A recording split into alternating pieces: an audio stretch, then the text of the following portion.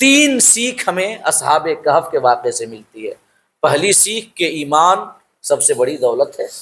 دوسری سیکھ اللہ کے لیے قربانیاں دینے سے دنیا اور آخرت کی کامیابی ملتی ہے۔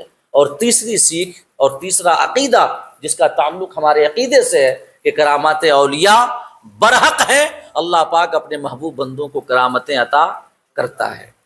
اس سے پہلے کہ ہم اس مضمون کو آپ کے سامنے بیان کریں، اصحاب کہف کے واقعے سے جو ہمیں درس ملتا ہے، جو ہمیں سیکھ ملتی ہے، زندگی گزارنے کے لیے جو ہمیں روشن خطوط ملتے ہیں،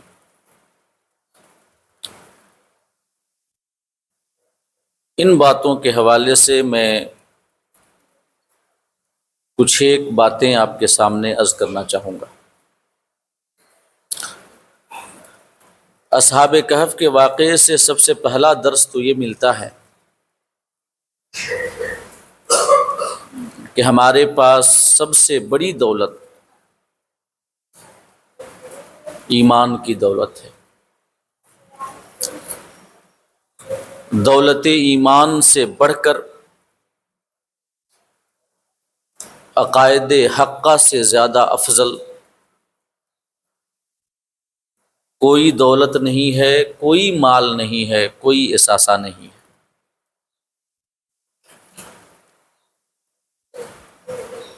ایمان اتنی عظیم دولت ہے کہ اس کی حفاظت کے لیے تمام چیزیں قربان کی جا سکتی ہیں، یہاں تک کہ ہماری جانوں سے بڑھ کر بھی جو عزیز چیز ہمارے نزدیک ہونی چاہیے وہ ہمارا ایمان ہے۔ اصحاب کہف نے اپنے ایمان کی حفاظت کے لیے، اپنے عقیدے کی حفاظت کے لیے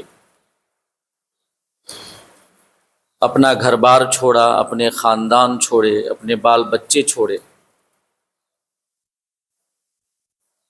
اپنی فیملی، اپنا پریوار، پورا معاشرہ، اپنا کاروبار، سب کچھ چھوڑ دیا اور جا کر انہوں نے ایک غار میں پناہ لے لی، صرف اس لیے کہ ان کا عقیدہ محفوظ رہے، ان کے ایمان پر کسی قسم کی آنچ نہ آئے، اور ظالم بادشاہ دقیانوس کے ظلم کے سامنے انہیں اپنے گھٹنے نہ ٹیکنے پڑے، اپنے ایمان و عقیدے سے سمجھوتا نہ کرنا پڑے۔ اس کے لیے انہوں نے اپنا سب کچھ قربان کر دیا اور اپنے ایمان، اپنے عقیدے کی حفاظت کر لی، اور ہمیں یہ درس دیا کہ اگر ایمان محفوظ رہا تو سب کچھ محفوظ رہا۔ دنیاوی زندگی چند روزہ ہے، یہاں کی آسائش و آرام چند روزہ ہیں، یہاں کے سامان، اثاثے، مال و دولت، جاہ و عزت، شہرت، مقام و منصب، یہ تمام چیزیں عارضی ہیں، چند روزہ ہیں، اور آخرت کی زندگی ہمیشگی کی زندگی ہے اور باقی رہنے والی زندگی ہے۔ تو اگر آخرت کی کامیابی مل گئی تو اگر دنیاوی نعمتیں آخرت کی کامیابی کو حاصل کرنے کے لیے ہمیں چھوڑنا بھی پڑے، قربان بھی کرنا پڑے، تو یہ کوئی گھاٹے کا نہیں بلکہ نفع کا سودا ہے۔ آپ صحابہ کرام رضوان اللہ تعالی علیہم اجمعین کی زندگی پر ایک سرسری سی نگاہ ڈالیں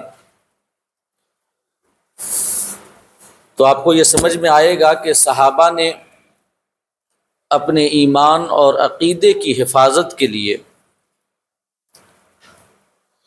کیسے کیسے مظالم برداشت کیے، کیسی کیسی پریشانیاں جھیلیں، مصیبتیں اور دکھوں کو انہوں نے برداشت کیا، مگر کبھی بھی ایمان سے، عقیدے سے، محمد عربی صلی اللہ تعالی علیہ وسلم کے دامن سے اپنی وابستگی سے سمجھوتا نہیں کیا۔ ہر حال میں وہ اپنے ایمان کی حفاظت کرتے رہے۔ کئی سارے صحابہ کے واقعات اس بات کے گواہ ہیں کہ ان کے اوپر سخت ظلم ڈھائے گئے، مظالم کی انتہا ہو گئی، مگر وہ احد احد کا نعرہ لگاتے رہے، تمام ظلموں کو برداشت کر لیا، مگر نعمت ایمان اور دولت ایمان کو چھوڑنا گوارا نہیں کیا۔ حضرت عمار رضی اللہ تعالی عنہ کا پورا خاندان کفار مکہ کے مظالم کا شکار تھا۔ حضرت عمار پر بھی ظلم کیا جاتا تھا، ان کے والد حضرت یاسر پر بھی ظلم کیا جاتا تھا، ان کی والدہ حضرت سمیہ رضی اللہ تعالی عنہا پر بھی ظلم کیا جاتا تھا، ان کے بھائی حضرت عبداللہ پر بھی قسم قسم کے مظالم ڈھائے جاتے تھے، مگر حضرت عمار بن یاسر کے خاندان نے کفار قریش کے مظالم کے سامنے کبھی گھٹنے نہیں ٹیکے، برداشت کیا، صبر کیا، مگر نعمت ایمان کو اپنے ہاتھ سے جانے نہیں دیا۔ یہاں تک کہ حضرت عمار بن یاسر کی والدہ حضرت سمیہ رضی اللہ تعالی عنہا کو بڑی بے دردی کے ساتھ ابو جہل نے شہید کیا، ان کے اندام نہانی پہ نیزہ سے اس نے وار کیا، جس کی وجہ سے ان کی شہادت ہوئی، اور وہ اسلام کی پہلی شہید ہیں۔ حضرت سمیہ رضی اللہ تعالی عنہ حضرت عمار کی والدہ ہیں، اسلام کی پہلی شہیدہ، جنہیں ابو جہل نے ظلماً شہید کیا۔ حضرت یاسر جو حضرت عمار کے والد ہیں، ان کو کفار آگ کا عذاب دیا کرتے تھے، آگ جلا کر کے انگارے ان کی ننگی پیٹھ پر رکھ دیا کرتے تھے، یہاں تک کہ ایک دفعہ عقائد دو جہاں صلی اللہ علیہ وسلم کا گزر ہوا، اور آپ نے دیکھا کہ حضرت یاسر کو آگ کا عذاب دیا جا رہا ہے، تو آقا کریم صلی اللہ علیہ وسلم نے ارشاد فرمایا آگ کو حکم دیتے ہوئے، یا نارو کونی بردوں وسلامن علی یاسر، کہ اے آگ جیسے تو حضرت ابراہیم پر ٹھنڈی اور سلامتی والی بن گئی تھی، ویسے ہی یاسر پر بھی ٹھنڈی بن جا اور سلامتی والی بن جا۔ روایتوں میں آتا ہے کہ اس روز کے بعد جب آقا کریم نے آگ کو یہ حکم دیا تھا حضرت یاسر کو آگ سے عذاب دیا جاتا، تو کبھی آگ میں اتنی ہمت نہیں ہوئی کہ حضرت یاسر کے بدن کو جلا سکے۔ ہمارے آقا صلی اللہ علیہ وسلم کو تمام مخلوقات اللہ کا رسول جانتی ہیں، مانتی ہیں، اور ان کے حکم پر عمل بھی کرتی ہیں، لہٰذا جب آقا نے آگ کو حکم دیا کہ جیسے تو ابراہیم پر ٹھنڈی ہو گئی تھی اور سلامتی والی ہو گئی تھی، ویسے ہی یاسر پر بھی ٹھنڈی ہو جا اور سلامتی والی ہو جا، تو روایتوں میں آتا ہے کہ اس روز کے بعد آگ نے کبھی بھی حضرت یاسر کو نہیں جلایا۔ حضرت عمار بن یاسر کے خاندان پر ایک بار کفار ظلم کر رہے تھے، آقا کریم صلی اللہ علیہ وسلم کا گزر ہوا تو حضرت یاسر نے عرض کیا کہ یا رسول اللہ اب یہ مظالم برداشت نہیں ہوتے، دعا کیجئے کہ اللہ پاک ہماری حفاظت فرمائے۔ آقا کریم نے فرمایا کہ صبرن یا آل یاسر،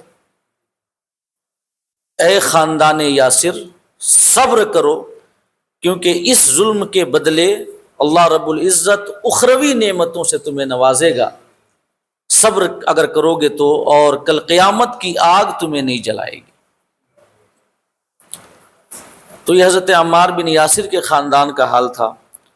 حضرت بلال کے بارے میں تو سب جانتے ہیں کہ ان پر کس قسم کے مظالم ڈھائے جاتے تھے۔ سخت چلچلاتی دھوپ میں، دوپہری کی دھوپ، جبکہ عرب کا جو جنگل تھا وہ آگ سے بھر جاتا تھا اور پتھر انگارے بن جاتے تھے، تو ان پتھروں کو حضرت بلال کو زمین پر لٹا کر کے اور ان کی ننگی پیٹھ پر کفار انگاروں کی طرح دہکتے ہوئے ان پتھروں کو رکھ دیا کرتے تھے۔ مگر حضرت بلال کے بارے میں یہ آتا ہے کہ کفار مظالم پہ مظالم ڈھاتے رہتے اور وہ احد احد کا نعرہ لگاتے رہتے کہ اللہ ایک ہے۔ کبھی انہوں نے اپنے ایمان اور عقیدے سے سمجھوتا نہیں کیا۔ ایسے ہی ایک صحابی رسول ہیں جن کا نام حضرت خباب تھا۔ حضرت خباب یہ ایک آزاد ماں باپ کے بیٹے تھے، آزاد پیدا ہوئے تھے۔ زمانے جاہلیت میں انہیں پکڑ کر کے بیچ دیا گیا، اور ام انمار نام کی ایک خبیث عورت نے حضرت خباب کو خرید لیا تھا۔ حضرت خباب آہن گری کا کام کرتے تھے، یعنی کہ لوہا کا کام کرتے تھے، اور آقا کریم کی بعثت سے پہلے ہمارے آقا حضرت خباب کی دکان پر جایا کرتے تھے، کہ جس کی وجہ سے دونوں میں جان پہچان بھی تھی۔ اور جب آقا کریم صلی اللہ علیہ وسلم نے نبوت کا اعلان کیا تو حضرت خباب نے آقا دو جہاں پر ایمان لے آیا، کلمہ پڑھا۔ جب حضرت خباب کی جو آقا تھی ام انمار نام کی وہ عورت، جب اسے پتہ چلا تو اس نے حضرت خباب کو ڈانٹا، ڈرایا، دھمکایا، مگر جب حضرت خباب نے ایمان کا دامن نہیں چھوڑا تو وہ عورت یہ کرتی تھی کہ لوہے کا پتھر گرم کر کے آپ کے سر پہ رکھ دیتی تھی، سخت گرم کرتی، لال، کیونکہ اس کا جو کاروبار تھا وہ لوہے کا کاروبار تھا، اور اس کی دکان پہ حضرت خباب ہی کام کیا کرتے تھے۔ تو جو لوہے کا پترا ہوتا ہے اسے وہ گرم کرتی، اور جب وہ بالکل لال ہو جاتا تو اسے حضرت خباب کے سر پہ رکھ دیتی تھی۔ اب اس سے ہم تصور ہی کر سکتے ہیں کہ کتنی تکلیف ہوتی ہوگی۔ آقا کریم صلی اللہ علیہ وسلم سے ایک بار شکایت کی حضرت خباب نے، تو حضرت خباب کی شکایت کے بعد آقا نے ان کی، حضرت خباب کی مالکہ کے بارے میں دعا کی، تو اللہ رب العزت نے اسے سر کے درد میں مبتلا کر دیا۔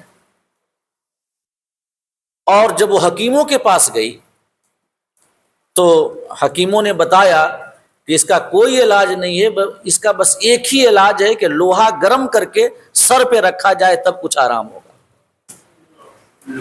تو آقا کریم صلی اللہ علیہ وسلم کی دعا کی برکت سے ام انمار اس درد میں جب مبتلا ہوئی، دعا کی برکت نہ کہیں، دعا کے اثر سے، جو آپ نے دعا کی اس کے اثر سے جب اس درد میں مبتلا ہوئی تو اب حضرت خباب پتھر گرم کرتے اور اس کے سر پہ رکھا کرتے تھے۔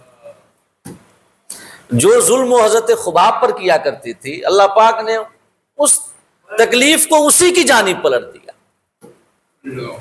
کہ حضرت خباب رضی اللہ تعالی عنہ جو تھے یہ اب پتھر گرم کرتے اور اس کے سر پہ رکھتے. جب تک گرم پتھر سر پہ رہتا تب تک اسے آرام ہوتا، اور جہاں پتھر ہٹایا جاتا تو پھر وہ درد سے چیخنے لگتی تھی. اور حضرت خباب پر اس قسم کے بھی مظالم کیے گئے کہ آگ جلائی جاتی، انگارے بنائے جاتے، حضرت خباب کو ننگی پیٹھ لٹا دیا جاتا ان انگاروں پر، اور اس وقت تک آپ کو ہٹایا نہیں جاتا جب تک آپ کے بدن کی چربی سے یا نکلنے والے پیپ سے، زخم سے جو پیپ وغیرہ رستا ہے اس کی وجہ سے وہ انگارے بجھ جاتے تھے، جس کی وجہ سے آپ کی پیٹھ پر سفید داغ ہو گئے تھے زخم کی وجہ سے. حضرت عمر فاروق اعظم رضی اللہ تعالیٰ عنہ جب خلیفہ بنے اور حضرت خباب جب حضرت عمر کے پاس ملنے کے لیے گئے تو حضرت عمر نے انہیں بالکل اپنے بازو میں بٹھایا، ان کو اپنے بازو میں بٹھایا بغل میں، اور رو کر کے حضرت عمر نے یہ ارشاد فرمایا کہ خباب تم مجھ سے بہتر ہو، کیونکہ تم نے ایمان کے لیے جس قسم کے مظالم برداشت کیے ہیں ہم نے نہیں کیے، اور ہمارے ساتھ یہاں اس جگہ پر کاندھے سے کاندھے ملا کر بیٹھنے کے لائق تمہارے علاوہ فقط ایک شخص ہے اور وہ بلال ہے. تو حضرت خباب نے عرض کیا کہ امیر المومنین ان سے زیادہ حقدار میں ہوں، کیونکہ جب حضرت بلال کو عذاب دیا جاتا تھا، جب ظلم کیا جاتا تھا تو ان کو تو کچھ بچانے والے موجود ہوتے تھے، مجھے کوئی بچانے والا نہیں ہوتا تھا. یہ حضرت خباب پر جو مظالم ڈھائے گئے ان کی داستان، اور یہ تو بدنی مظالم کی داستان ہے، جو جذباتی حوالے سے تکلیفیں دی گئیں، ایموشنل بلیک میل کیا گیا، ایموشنلی بلیک میل جو کیا گیا. ایک واقعہ سن لیں، حضرت سعد بن ابی وقاص رضی اللہ تعالیٰ جن کا لقب فارس الاسلام ہے، اسلام کے شہسوار، اسلام کے لیے جنہوں نے سب سے پہلا تیر چلایا، آپ ہی وہ ہیں جنہوں نے کسرا کی حکومت کی اینٹ سے اینٹ بجا دی. کسرا جو ایران کا بادشاہ ہوتا تھا اس کا لقب تھا کسرا، دارالسلطنت مدائن تھا جس کو قادسیہ بھی کہا جاتا تھا. تو مدائن جو ایران کا دارالسلطنت تھا جہاں پہ کسرا رہا کرتا تھا، حضرت سعد بن ابی وقاص ہی کی قیادت میں حضرت عمر فاروق اعظم نے فوج بھیجی تھی، اور آپ ہی نے ایران پر اسلام کا جھنڈا لہرایا تھا. آپ ہی نے، فارس الاسلام، بڑے تیر انداز، 19 سال کی عمر میں آپ نے اسلام قبول کیا. جب آپ نے اسلام قبول کیا تو آپ کی والدہ کو پتہ چلا، ناز و نام میں پلے ہوئے تھے، امیر گھرانے کے لڑکے تھے. تو ماں نے تو پہلے بڑا ڈرایا دھمکایا کہ تم جس دین کی جانب گئے ہو اپنے باپ دادا کے دین کو چھوڑ کر اس نئے دین کو تم چھوڑ دو اور پھر سے دوبارہ واپس آ جاؤ. حضرت سعد نے نہیں مانا، تو حضرت سعد بن ابی وقاص کی والدہ نے ایموشنلی بلیک میل کرنے کی پلاننگ کی، اور اس نے یہ قسم کھائی کہ جب تک سعد میرا بیٹا محمد کے دین کو ترک نہیں کر دیتا ہے تب تک میں نہ تو ایک دانہ کھاؤں گی نہ تو پانی کا ایک گھونٹ پیوں گی. اس نے قسم کھا لی. ایک دن تک کچھ کھائی نہیں پینی، ایک دن تک. کمزور تھی، بوڑھی عورت تھی تو ضعف و نقاہت کے آثار دکھنے لگ گئے. دوسرا دن بھی اس نے بغیر کھائے پیے گزار دیا. تو حضرت سعد بن ابی وقاص رضی اللہ تعالیٰ عنہ نے جب یہ حالات دیکھے تو اپنی ماں کے پاس گئے، اور آپ نے اپنی ماں سے یہ عرض کیا کہ تمہاری تو ایک جان ہے، تمہاری ایک جان ہے. لو کانا لکی میت نفس تخرج نفسا نفسا ما ترکت دین محمد صلی اللہ تعالیٰ علیہ وسلم. تمہاری تو ایک جان ہے، 2 دن سے تم نے کچھ نہیں کھایا پیا ہے. اگر تمہاری 100 جانیں ہوتی اور ایک ایک کر کے ہر جان تو تیاگتی جاتی پھر بھی میں محمد کے دین کو نہیں چھوڑتا. صلی اللہ تعالی علیہ وسلم۔ اس کے بعد حضرت سعد بن ابی وقاص نے کہا کہ کلی ان شئتی او لا تاکلی، اب تمہاری مرضی ہے، کھاؤ چاہے مت کھاؤ، تم مر جاؤ، ہمیں اس سے کوئی فرق نہیں پڑتا، لیکن میں ہرگز محمد عربی کا دامن نہیں چھوڑوں گا۔ جب ان کی ماں نے حضرت سعد بن ابی وقاص کے اس استقلال کو دیکھا، اس پائے ثبات کو دیکھا، اس دृڑھ سنکلپ کو دیکھا، تو پھر اس نے خود ہی سے کھانا پینا شروع کر دیا۔ یہ حضرت سعد بن ابی وقاص رضی اللہ تعالیٰ، جن کو ایموشنلی بلیک میل کیا گیا، جذباتی طور سے، کہ وہ اپنے باپ دادا کے دین کی جانب واپس آ جائیں۔ اس کے علاوہ کئی سارے، حضرت صہیب رومی کہ جنہوں نے مکہ میں رہ کر کے خوب دولت کمائی، جب ہجرت کرنے لگ گئے تو کفار آ کر کے راستے میں کھڑے ہو گئے اور کہا کہ تم ہمارے پاس آئے تھے تو غریب تھے، فقیر تھے، کچھ نہیں تھا، ہمارے ساتھ رہ کر کے تم نے یہ ساری مال و دولت اکٹھی کی ہے، اور تم اب یہ چاہتے ہو کہ ہمارے پاس سے امیر بننے کے بعد، مال کمانے کے بعد سب لے کر کے چلے جاؤ، ایسا ہم نہیں اجازت دیں گے۔ تو حضرت صہیب رومی نے ارشاد فرمایا، بتاؤ اگر میں اپنا کل احساسہ تمہیں دے دوں تو کیا تم میرا راستہ چھوڑ دو گے اور ہمارے آقا کی بارگاہ میں جانے کی مجھے اجازت دو گے؟ تو کفار مکہ نے کہا کہ ٹھیک ہے، خوشی سے آپ چلے جائیے، لیکن جتنا آپ نے کمایا ہے سب چھوڑ کے جائیے۔ حضرت صہیب رومی نے کل احساسہ کفار کے حوالے کر دی اور خالی ہاتھ لیے آقا کریم صلی اللہ علیہ وسلم کی بارگاہ میں حاضر ہوئے۔ آقا کریم کو جب پتا چلا تو آقا نے فرمایا قد ربح صہیب، صہیب نے اس تجارت میں گھاٹا نہیں نفع کمایا ہے۔ حضرت مصعب بن عمیر رضی اللہ تعالیٰ، بڑے باپ کے بیٹے، بڑے خوش لباس، خوش مذاق، ذوق بڑا عمدہ، کپڑے عمدہ پہنتے، امپورٹڈ کپڑے دوسرے ملکوں سے آئے ہوئے، اعلیٰ کوالٹی کی خوشبو استعمال کرتے۔ جب آپ گلیوں سے گزر جاتے تو گلیاں مہکنے لگتی، لوگوں کو پتا چل جاتا کہ مصعب کا گزر ہوا ہے۔ لیکن جب آپ نے اسلام قبول کر لیا تو گھر والوں نے آپ کو آگ کر دیا، کچھ نہیں دیا۔ اب فقر و فاقہ کے ساتھ زندگی گزرنے لگی، تمام نعمتیں چھن گئیں، تمام دولتیں چھن گئیں، کوئی آرام و آشائش ساتھ نہیں رہا، سب کچھ چھن گیا، مگر ایمان کی دولت میں وہ اتنے سرمست تھے کہ زبان حال سے نعرہ لگاتے تھے، راہ پرخار ہے کیا ہونا ہے، پاؤں افغار ہے کیا ہونا ہے، سب کچھ ختم ہو گیا، کیا فرق پڑتا ہے، نبی کے دامن سے وابستگی مل گئی، اس سے بڑی نعمت کیا ہو سکتی ہے۔ حضرت مصعب بن عمیر رضی اللہ تعالی، اور جب انہوں نے ہجرت کی تو ایک بوری، یہ بوریا آپ نے پہنا ہوا تھا، اسی کو پہن کر کے آقا کریم صلی اللہ علیہ وسلم کی بارگاہ میں حاضر ہوئے تھے۔ آقا نے جب دیکھا تو فرمایا کہ یہ مصعب ہیں کہ جن سے بڑھ کر مکہ میں کوئی خوش لباس، خوش مذاق اور آرام اور آشائش کی زندگی گزارنے والا نہیں تھا، مگر ان کا یہ حال میری محبت میں ہو گیا ہے۔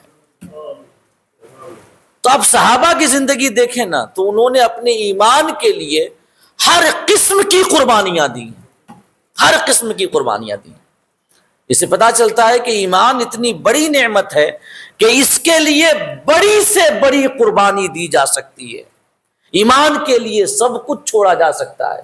کوئی شخص اگر دنیا کے بدلے میں ایمان کو چھوڑ دے اگر ایمان کے بدلے میں دنیا کو، تو اگر کوئی شخص ایمان کے لیے دنیا قربان کرے تو یہاں کی بھی اس نے بھلائی خرید لی، آخرت کی بھلائی بھی خرید لی۔ لیکن اگر کسی نے ایمان بیچ کر کے دنیا خریدی، ایمان کو بیچ دیا اور دنیا خریدی، تو ذلت و رسوائی ایسے شخص کا مقدر بن کے رہتی ہے۔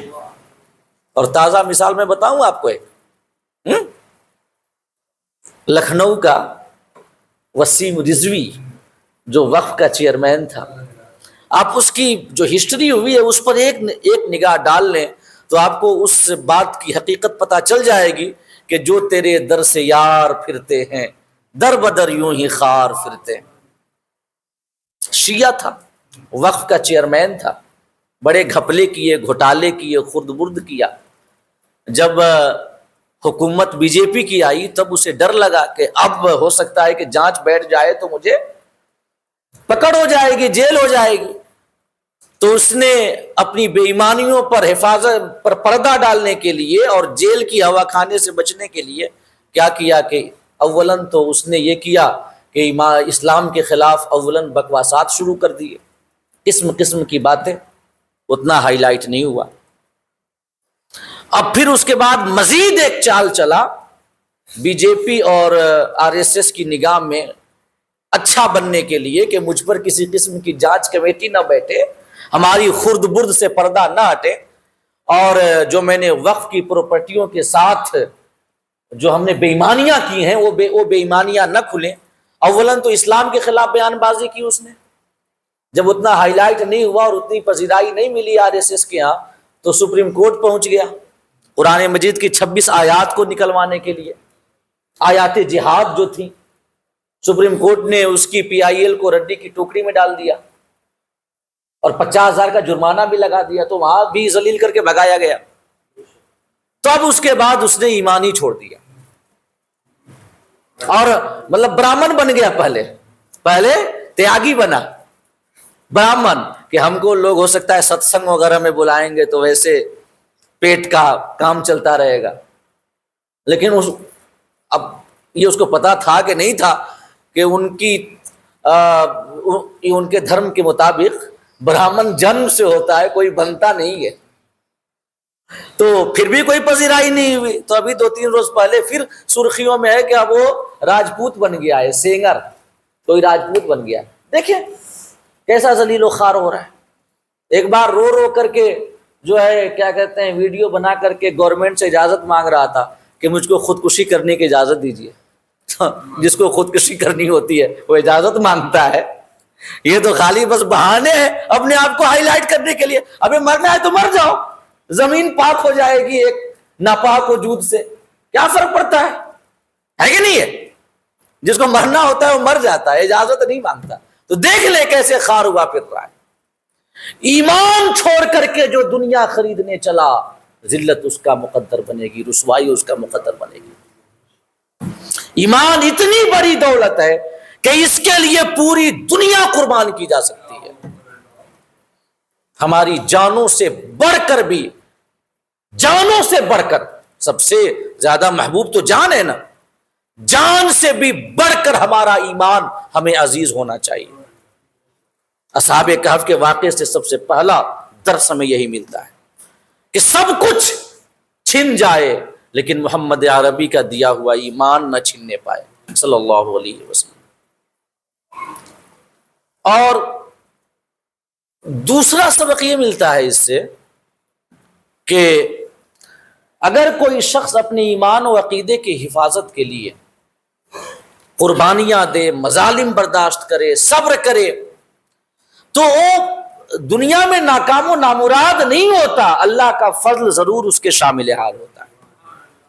اصحاب کہف سب کچھ چھوڑ چھاڑ کے چلے، وہ تو گئے تھے کہ بس چھپ کر کے رہیں گے، چھپ کر کے رہیں گے وہاں پر اس غار میں، اسی لیے چلے تھے نا۔ لیکن اللہ پاک نے کتنا بڑا انعام کیا ان کے لیے، 309 سالوں تک زندہ رکھا بغیر کھائے پیے، ان کے لیے ہوا کا انتظام کیا کہ ایک تنگ جگہ پر ہوا آتی جاتی رہے، ان کو دھوپ سے بچایا، سورج کا راستہ بدل دیا۔ یہ انعامات و اکرام اللہ پاک نے ان کے اوپر کیے۔ پتہ چلا کہ ایمان و عقیدے کی حفاظت کے لیے، یا کہیں کہ اللہ کے لیے اگر کوئی قربانیاں دیتا ہے تو اللہ پاک کا فضل اس کے اوپر اتنا جھما جھم برستا ہے نا کہ پھر اس کی دنیا بھی سنور جاتی ہے اور آخرت بھی سنور جاتی ہے۔ یہ دوسری سیکھ اور دوسرا درس میں ملتا ہے اصحاب کہف کے واقعے سے۔ تیسرا درس یہ ملتا ہے کہ کرامات اولیاء حق ہیں۔ اولیاء کی کرامتیں، اللہ پاک اولیاء کو طاقت دیتا ہے کہ خلاف عادت معاملات کو انجام دے سکے۔ یہ میں بات اس وجہ سے کر رہا ہوں کہ خاص کر یہ کرامات کے بارے میں کہ اس زمانے میں پھر سے کرامات کے انکار کی مہم بڑی تیز ہو رہی ہے، بڑے فتنے پھیلائے جا رہے ہیں، قسم قسم کی باتیں کی جا رہی ہیں کرامات کے حوالے سے۔ میں عرض کرنا چاہوں گا اصحاب کہف کے واقعے سے یہ سمجھ میں آتا ہے کہ کرامت حق ہے اور یہ قرآنی عقیدہ ہے۔ 309 سال تک زندہ رہنا کرامت نہیں تو اور کیا ہے؟ بغیر کھائے پیے 309 سالوں تک بدن میں کوئی تغیر نہیں ہونا کرامت نہیں تو اور کیا ہے؟ 309 سالوں تک وہ جب سوئیں تو ان کی کروٹوں کا عدلنا بدلنا کرامت نہیں تو اور کیا ہے؟ ان کے لیے سورج کا راستہ بدل دینا کہ ان کو دھوپ نہ پڑے، دھوپ کی وجہ سے ان کی نیند میں خلل نہ ہو، کرامت نہیں تو اور کیا ہے؟ اگر کوئی کہے کہ یہ سب اللہ نے کیا تو ہم کب یہ کہتے ہیں کہ کرامت اللہ نہیں کرتا؟ سب کام تو اللہ ہی کرتا ہے، ہاں محبوب بندے کے لیے کرتا ہے، لہذا وہ خلق اللہ کی جانب سے ہوتا ہے اور کرامت اس بندے کی ہوتی ہے۔ ایسے ہی قرآن مجید میں کئی جگہوں پر ایسی آیتیں آئی ہیں جن سے کرامتوں کا ثبوت ہوتا ہے۔ حضرت مریم کا قصہ، اس سے بھی کرامت کا ثبوت ہوتا ہے۔ حضرت مریم کہ بغیر کسی ظاہری سبب کے حمل کا قرار پا جانا کرامت نہیں تو اور کیا ہے؟ جبریل ان کے پاس جائیں ان کی کرامت نہیں تو اور کیا ہے؟ پھونک کی وجہ سے حمل قرار پائے کرامت نہیں تو اور کیا ہے؟ اس کے بعد ایک گھڑی کے بعد فوراً یہ حمل کی ولادت کا وقت ہو جائے کرامت نہیں تو اور کیا ہے؟ 9 مہینے تھوڑے لگے تھے، ایک گھڑی، فقط ایک گھڑی۔ اس کے بعد پھر دور گئے تو وہاں پر یہ جب ان کے اوپر غم و اندوہ کی کیفیت طاری ہوئی تو ان کے نیچے سے حضرت جبریل نے یہ ندا کی اور ان کی آواز حضرت مریم نے سنی کہ اللہ تخافی ولا تحزنی، ڈر مت غم نہ کر، اللہ پاک نے تمہارے نیچے نہر جاری کر دی۔ یہ کرامت نہیں تو اور کیا ہے؟ نہر کا میٹھا پانی، جبریل کی آواز سننا۔ اس کے علاوہ یہ فرمایا گیا کہ حزی الیک بجذع النخلہ تساقط علیک رطبا جنیا، یہ جو خشک کھجور کی ٹہنی ہے اسے ہلاؤ، حرکت دو، تازہ کھجوریں گریں گی۔ کرامت نہیں تو اور کیا ہے؟ کہا کہ جب قوم والے پوچھیں تو کوئی جواب نہ دینا، اشارہ کر دینا بچے کی جانب، یہی جواب دے گا۔ اشارہ کرنے پہ حضرت عیسیٰ بول پڑے، کرامت نہیں تو اور کیا ہے؟ حضرت عیسیٰ کا معجزہ، لیکن حضرت مریم کی کرامت ہے۔ تو اور یہ بھی قرآن میں بالتفصیل بیان کیا گیا ہے۔ اس کے علاوہ قرآن سے کرامت کا ثبوت حضرت سلیمان کے واقعے سے بھی ہوتا ہے۔ حضرت سلیمان جب ملک سبا کی ملکہ بلقیس آپ کی اطاعت گزار ہو کر اپنے ملک سے چلی تو حضرت سلیمان نے چاہا کہ اس کی تخت جو ہے ان کے دربار میں آ جائے، تو آپ نے اپنے درباریوں سے کہا کہ کون ہے جو بلقیس کے یہاں پہنچنے سے پہلے اس کا تخت میرے دربار میں لے آئے؟ تو اللہ پاک فرماتا ہے نا، قال افریت من الجن انا آتیک بہ قبل ان تقوم من مقامک، کہ آپ کا دربار برخاست ہو اس سے پہلے میں بلقیس کا تخت لا کر کے آپ کے پاس رکھ دوں گا۔ اور آپ کا دربار جو لگتا تھا صبح سے لے کے دوپہر تک لگتا تھا، تو جو ایک دیو ہیکل بڑا عظیم الجثہ بڑا طاقتور جن تھا، اس نے یہ کہا کہ آپ کا دربار برخاست ہو، یعنی دوپہر سے پہلے میں وہ تخت آپ کے پاس لا کر رکھ دوں گا۔ حضرت سلیمان نے ارشاد فرمایا کہ میں اس سے زیادہ جلدی چاہتا ہوں، زیادہ جلدی۔ تو ایک اور انسان کھڑے ہوئے، وہ تو جن تھا، دیو ہیکل طاقتور، جنوں کی طاقت تو ظاہر سی بات ہے، مگر ایک ایسے انسان کھڑے ہوئے جو حضرت سلیمان کے صحابی تھے، جن کے پاس کتاب کا علم تھا، اسم اعظم تھا، اسم اعظم۔ اللہ پاک فرماتا ہے قال الذی عنده علم من الکتاب انا آتیک بہ قبل ان یرتد الیک طرفک، میں آپ کی پلک جھپکنے سے پہلے وہ تخت اٹھا کر کے آپ کے پاس لے آؤں گا۔ آپ اپنی پلک جھپکیں اس سے پہلے میں تخت لے آؤں گا آپ کے پاس۔ تو حضرت سلیمان نے کہا کہ کیسے؟ تو آصف بن برخیہ ان کا نام تھا، انہوں نے عرض کیا آپ نا نگاہ اٹھائیے آسمان کی جانب دیکھیے، نگاہ اٹھائیے آسمان کی جانب دیکھیے۔ حضرت سلیمان نے آسمان کی جانب نگاہ کی اور پھر کہا کہ اب یہاں دیکھیے، تو انہوں نے پھر جو اپنے دربار میں دیکھا تو دیکھا کہ تخت سامنے موجود ہے۔ پلک جھپکنے سے پہلے آصف بن برخیہ لے آئے، یہ کرامت ہی تو ہے۔ تو یہ قرآن مجید کی 3 شہادتیں، حضرت مریم کا قصہ، حضرت سلیمان کے صحابی کا قصہ اور اصحاب کہف کا قصہ جو قرآن مجید میں بھی تفصیل بیان کیا گیا ہے، ان سے پتہ چلتا ہے کہ کرامات اولیاء حق ہے۔ اور جب پچھلے انبیاء کی امتوں سے کرامتوں کا صدور ہو سکتا ہے تو ہمارے نبی جو تمام انبیاء میں افضل، یہ امت جو تمام امتوں میں افضل، تو آپ کی امت کے اولیاء سے کرامتوں کا صدور کیوں نہیں ہو سکتا ہے؟ کیسے ناممکن؟ اور اس کے علاوہ ایک حدیث سن لیں اس حوالے سے جو کہ بخاری اور مسلم کی حدیث ہے۔ آقائے دو جہاں صلی اللہ علیہ وسلم نے ارشاد فرمایا کہ 3 بچے نے کلام کیا ہے، بخاری اور مسلم روایت کرتے ہیں۔ جو لوگ کرامتوں کا انکار کرتے ہیں وہ تو ہر بات پہ حدیث پیش کرتے ہیں، تو پتہ نہیں کہاں سے بخاری کی اور مسلم کی یہ حدیث ان سے رہ جاتی ہے کہ آقا نے فرمایا کہ 3 بچوں نے کلام کیا ہے بچپنے ہی میں۔ تو صحابہ نے عرض کیا رسول اللہ کون کون؟ تو آپ نے فرمایا ایک عیسیٰ ہیں اور 2 اور ہیں۔ عیسیٰ کا واقعہ تم جانتے ہو؟ آپ نے صحابہ سے فرمایا کہ عیسیٰ کا واقعہ تمہیں پتہ ہے؟ تو ہاں سب کو پتہ ہے، اس لیے قرآن میں بیان ہو چکا ہے۔ تو آپ نے کہا کہ دوسرا بچہ کہ جس نے بچپنے میں کلام کیا، تو آقا نے ارشاد فرمایا کہ ایک عابد تھا پچھلی امتوں میں جس کا نام جریج تھا۔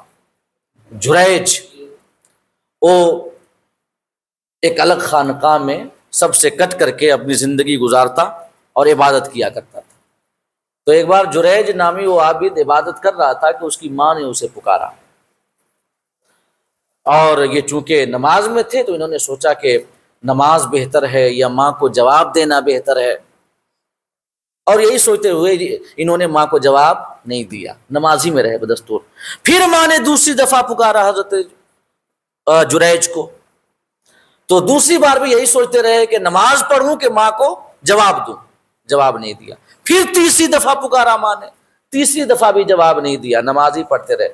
تو ان کی ماں نے کہا کہ یہ دعا کی رب کی بارگاہ میں کہ مولا یہ میری آواز نہیں سن رہا، مجھے جواب نہیں دے رہا، یہ اس وقت تک نہ مرے جب تک کسی زانیہ کا منہ نہ دیکھ لے۔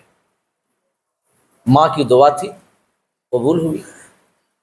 جریج سے بہت سارے لوگ جو تھے خار بھی کھاتے تھے، اچھے لوگوں سے خار بھی کھاتے ہیں نا۔ یاد رکھیے گا کوئی اللہ کا ولی کبھی ایسا نہیں ہو سکتا جس کے سب عقیدت مند ہوں اور ماننے والے ہوں۔ 3 4 5 عقیدت والے ہوں گے تو 1 2 مخالف اور دشمن ضرور ہوں گے۔ ایک واقعہ آپ نے سنا نہیں ہے کہ محبوب الہی کے بارے میں؟ ایک شخص تھا حضرت محبوب الہی سے ملنے چلا، سن کر کے ولایت کا شور کہ محبوب الہی، غالباً محبوب الہی کا واقعہ ہے، غالباً کی میں بات کر رہا ہوں، کہ چلا حضرت محبوب الہی سے ملنے کے لیے کہ وہ اللہ کے بہت بڑے ولی ہیں، تو ان سے ملاقات کی جائے، زیارت کی جائے، فیض لیا جائے۔ تو آگے چلا، کچھ لوگوں سے ملاقات ہوئی تو سوال کیا، پوچھا محبوب الہی کے بارے میں کہ وہ کیسے ہیں، تو بڑی تعریف ہوئی، عقیدت میں اور اضافہ ہوا، آگے بڑھا۔ پھر کچھ لوگوں سے ملاقات ہوئی، پھر بڑی تعریف ان لوگوں نے کی، عقیدت میں اور اضافہ ہوا، پھر آگے بڑھا۔ پھر کچھ لوگوں سے ملاقات ہوئی، پھر پوچھا ان کے بارے میں، محبوب الہی کے بارے میں کہ کون ہے اور کیسے ہیں، تو پھر لوگوں نے بڑی تعریف کی، یہاں تک کہ وہ چلتا گیا، لوگ ملتے گئے، تعریف کرتے گئے۔ تو اس کے دل میں ذرا ذرا نہ شک ہونے لگا کہ ہو نہ ہو یہ اللہ کے ولی نہیں ہیں، یہ اللہ کے محبوب بندے نہیں ہیں۔ کیوں؟ کیونکہ سب کیسے تعریف کر رہے ہیں، سب کو خوش کوئی حق پر چلنے والا شخص نہیں کر سکتا، سب کو خوش چاپلوس ہی کر سکتا ہے۔ جس سے سب خوش ہو جائے سمجھ لیں کو چاپلوس ہے، اور اگر سب خوش نہ ہو تو پھر سمجھ جائیے کہ وہ حق بولنے والا، حق بیانی کرنے والا، حق پہ قائم رہنے والا اللہ کا محبوب بندہ ہے۔ تو اس کے دل میں زیادہ شک ہونے لگا۔ پھر آگے چلا تو ایک شخص ملا تو اس نے برائی کر دی کہ کہاں جا رہا ہوں اللہ کے ولی، وہ یہ کام کرتے ہیں، وہ کام کرتے ہیں، ایسا کرتے ہیں، ویسا کرتے ہیں. اس نے شکایتوں کا پٹارا کھول دیا. تو اس نے دل میں سوچا کہ اب یقین ہے کہ وہ یقیناً اللہ کے ولی، سچے اللہ کے ولی. تو سب نہ خوش نہیں ہو سکتے، یاد رکھیے گا. اور اسی وجہ سب کو خوش رکھنے کی کوشش بھی نہیں کرنی چاہیے. ہمیں بس اللہ کو خوش کرنے کی کوشش کرنی چاہیے. جو اللہ سے محبت کرنے والے ہوں گے خود خوش ہو جائیں گے، اور جو اللہ سے محبت کرنے والے نہیں ہوں گے نہیں خوش ہوتے، جائیں رہیں ناراض، اپنے گھر میں رہیں گے، کیا کر لیں گے. ہمارا رب کا ساتھ ہو تو کوئی ہمارا کیا بگاڑ سکتا ہے کہ نہیں ہے. تو انسان کو حق پہ رہتے ہوئے کام کرنا چاہیے، لوگوں کی پرواہ نہیں کرنی چاہیے کہ لوگ کیا کہیں گے. کیا کہیں گے لوگ؟ اگر وہ ڈر والے ہوں گے تو بہتر کہیں گے، بغیر ڈر والے ہوں گے تو برائیاں کرتے رہیں. میں عرض کرنا چاہوں گا، جریج جو تھے عابد، بڑے نیک پرہیزگار متقی، تو ان سے بھی کچھ خار کھانے والے لوگ تھے. تو انہوں نے ایک زانیہ کو تیار کیا کہ کسی طرح نہ جریج پر الزام لگا. تو وہ آئی بن سنور کر کے ان کی خانقاہ میں، بڑے طریقے سے ناز و ادا سے لبھانے کی کوشش کی، مگر جناب جریج جو تھے اپنی جگہ پہ اٹل رہے، ٹس سے مس نہیں ہوئے. اللہ نے حفاظت کی. جب وہ ان کی جانب نہیں مشغول ہوئے تو آپ کی خانقاہی کے قریب ایک چرواہا رہا کرتا تھا. وہ زانیہ گئی، اس چرواہے سے اس نے منہ کالا کیا، حمل ٹھہرا اور ایک بچہ پیدا ہوا. اور جب بچہ پیدا ہوا تو وہ یہ مشہور کرنے لگ گئی کہ یہ جریج کا بچہ ہے، انہوں نے میرے ساتھ یہ کام کیا جس کی وجہ سے یہ بچہ ہمارے ہاتھ میں ہے، ان کا بچہ ہے. اب جب لوگوں کو پتا چلا تو لوگ آگ بگولا. بھیڑ حق کہاں دیکھتی ہے؟ بھیڑ کے پاس غور و فکر کرنے کی کہاں گنجائش ہے بتائیے؟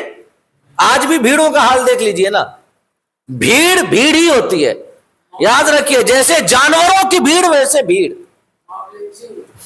ادھر ہی میں اشارہ کر رہا ہوں، موب لنچنگ کے ذریعے جو مختلف قسم کے واقعات آئے دن آ رہے ہیں، یہ جانوروں کی طرح ہے. ان کے اندر نہ سوچ، نہ سمجھ، نہ بوجھ، نہ فکر، کچھ نہیں ہے. بھیڑ بھیڑ ہوتی ہے. تو ایسا ہوا کہ مطلب بھیڑ آئی، اکٹھی ہوئی اور آ کر کے ان کا سوما یعنی ان کی خانقاہ گرا دی. اور جب خانقاہ گرا دی تو اور پھر حضرت جریج کو بھی قتل کرنے کے در پہ ہوئے کہ تم ایسا کرتے ہو. اور آگ لگانے والے یاد رکھیے گا ایسا ہی کرتے ہیں. مطلب کیا ہوتا ہے نا کہ اگر کبھی کوئی ایسا معاملہ ہو جائے کسی اللہ کے نیک بندے کے ساتھ، تو جو دشمن ہوگا پہلے ہی سے خار کھانے والا نا، وہ یہی کہے گا کہ ہم آپ سے اتنی عقیدت رکھتے تھے اور آپ نے ایسا کام کر دیا، حالانکہ اس کو عقیدت کبھی تھی ہی نہیں. جو عقیدت رکھنے والا ہوگا وہ تو بیچارہ کہیں گم سم بیٹھا ہوگا کہ یہ کیا ہو گیا. پہلے ہی سے خار کھانے والا اس قسم آگ میں گھی ڈالنے کا کام کرے گا کہ ہم آپ سے بڑی محبت کرتے تھے اور آپ نے یہ کام کر دیا. تو وہی خار کھانے والے لوگ آ کر کہتے ہیں کہ ہم نے آپ کی اتنی تعظیم کرتے تھے، آپ تو ظاہر سمجھتے تھے، آپ نے یہ کام کر دیا. ان کے قتل کے در پہ ہوئے. تو جناب جریج نے اسی بچے کی جانب اشارہ کر دیا اور کہا کہ بتاؤ، تم ہی بتاؤ کہ تمہارا باپ کون ہے. تو بچہ بول پڑا اور اس نے کہا کہ میری ماں جھوٹ کہتی ہے، میرا باپ وہ چرواہا ہے جو خانقاہ کے بغل میں رہتا ہے. جریج بے قصور ہے. جب بچے نے گواہی دی تو سب یہ معافی تلافی کرنے لگ گئے اور کہنے لگ گئے کہ حضور ہم آپ کی خانقاہ نہ سونا چاندی کی بنا دیتے ہیں. تو انہوں نے کہا کہ سونا چاندی کی مت بناؤ، جیسی تھی ویسی بنا دو تاکہ میں یکسو ہو کر کے رب کی عبادت کر سکوں. ایک یہ بچہ بولا، آقا کریم نے فرمایا. اور ایک دوسرا بچہ آقا نے فرمایا کہ تب بولا کہ ایک عورت تھی، اپنی گود میں ایک بیٹا لیے ہوئے جا رہی تھی. تو اس کی نگاہ ایک بڑے ہی خوش لباس، خوشبوؤں سے بسا ہوا ایک امیر کبیر شخص پہ پڑی. اس عورت کی نگاہ، تو اس نے دعا کی رب کی بارگاہ میں کہ مولا میرے بیٹے کو اس کی طرح بنانا. تو بچہ بول پڑا کہ مولا مجھے اس کی طرح نہ بنانا. بچہ بول پڑا کہ مولا مجھے اس کی طرح نہ بنانا. پھر ایک عورت گزری جو کہ زانیہ مشہور تھی، چور مشہور تھی، اور اس کو مطلب چوری کی جو سزا ہوتی ہے وہ سزا بھی دی گئی تھی ان کی امت میں، اس شریعت میں جو بھی سزا تھی، سزا بھی دی گئی تھی. تو جب اس عورت نے دیکھا تو دعا کی کہ مولا میرے بچے کو اس عورت کی طرح نہ بنانا.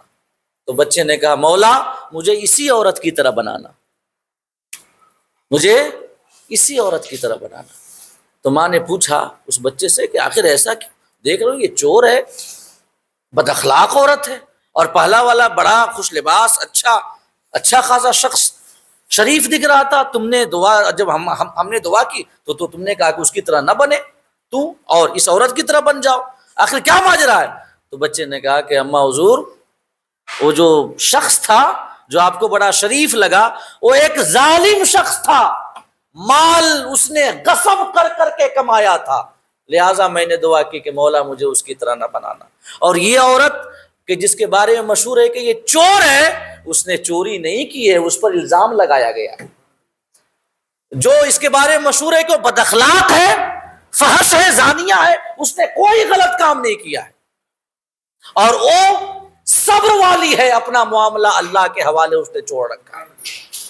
لہٰذا میں نے دعا کی کہ مولا مجھے اس کی طرح بنانا. یہ 3 بچوں کا واقعہ آقا کریم نے بیان کیا، ایک تو حضرت عیسیٰ اور 2 بچے، ایک جریج کے لیے بولا، ایک اپنی ماں کے ساتھ بولا. تو بتائیں حضرت عیسیٰ کا معجزہ، لیکن ان 2 بچوں کا بولنا وہ کیا ہے؟ کرامت نہیں تو اور کیا ہے؟ اور پچھلی امتوں میں جب کرامتوں کا صدور ہو سکتا ہے تو یہ امت جو کہ خیر امت ہے، اس امت سے کرامتوں کا صدور ناممکن کیوں ہوگا؟ اس امت کے اولیاء سے کرامتوں کا ظہور کیوں نہیں ہو سکتا؟ ایک اور حدیث ہے، آقا کریم نے فرمایا کہ ایک شخص جو تھا ایک گائے کو، غالباً میں نے کچھ دن پہلے یہ بیان کیا تھا کہ ایک گائے کے اوپر بوجھ لاد کے ہانکتے ہوئے لے کر جا رہا تھا. تو اور جب وہ نہیں چل رہا تھا اچھے سے، وہ جانور جو گائے تھی نہیں چل رہی تھی تو اس کو مارتا تھا. تو اس نے پلٹ کر کے دیکھا اور کہا کہ اللہ پاک نے مجھے دودھ کے لیے اور کھیتی باڑی کے لیے پیدا کیا، بوجھ کے لیے مجھے تھوڑی نہ پیدا کیا، جس کام کے لیے پیدا کیا ہے وہ کام کرواؤ. تو کچھ لوگوں نے جب آقا نے یہ بیان کیا نا تو کچھ لوگوں نے تعجب کیا اور کہا سبحان اللہ، اب بقرۃ تتکلم، گائے بھی بولتی ہے.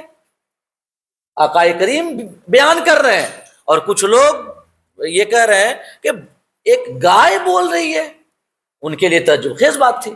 آقا کریم نے فرمایا کہ آمنت بہذا انا و ابو بکر و عمر، تمہیں تعجب ہو تم مانو نہ مانو، اسے میں مانتا ہوں، میرے ساتھ میرا ابو بکر مانتا ہے اور میرا عمر مانتا ہے. ابو بکر اور اسے کہتے ہیں ایک اعتماد اور بھروسہ ہے کہ نہیں ہے. لوگ کہ جیسے ہوتے ہیں کچھ لوگ چاہے کوئی کچھ کہے یہ فلاں شخص نہ میرے ساتھ ایسا نہیں کرے گا. ایک بس مثال سمجھانے کے لیے میں بتا رہا ہوں. تو اس سے حضرت ابو بکر و عمر کو بارگاہ نبوی میں کتنا بڑا مقام حاصل تھا اور آقا کتنا اعتماد اور بھروسہ کیا کرتے تھے ابو بکر و عمر رضی اللہ تعالی عنہما پر، جن کو شیخین بھی کہا جاتا ہے. کہ آقا نے فرمایا کہ کوئی مانے نہ مانے میں مانتا ہوں اور میرے ساتھ ابو بکر و عمر مانتے ہیں. اس سے آپ سمجھ سکتے ہیں کہ آقا کو بھروسہ کتنا تھا حضرت ابو بکر و عمر پر رضی اللہ تعالی عنہما صلی اللہ تعالی علیہ وسلم. تو یہ 2 حدیثیں ہیں، ان سے بھی ثابت ہوتا ہے کہ اس امت سے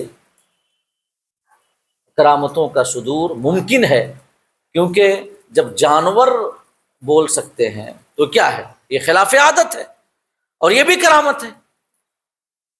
لہٰذا اگر کرامتوں کے حوالے سے مطلب جو لوگ آج اس قسم کا فتنہ پھیلاتے ہیں اور کرامتوں پر قسم قسم کی باتیں کرتے ہیں، اللہ کے ولیوں کو بابا بابا کا کر کے اور یہ مذاق اڑاتے ہیں.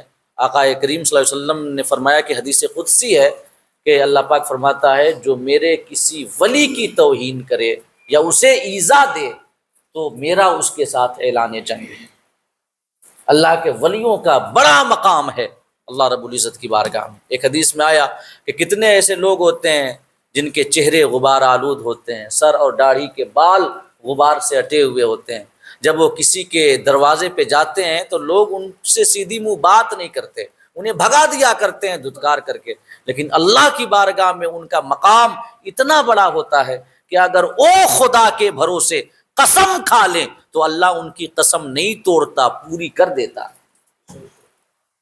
تو کرامت حق ہے، کرامات اولیاء حق ہے۔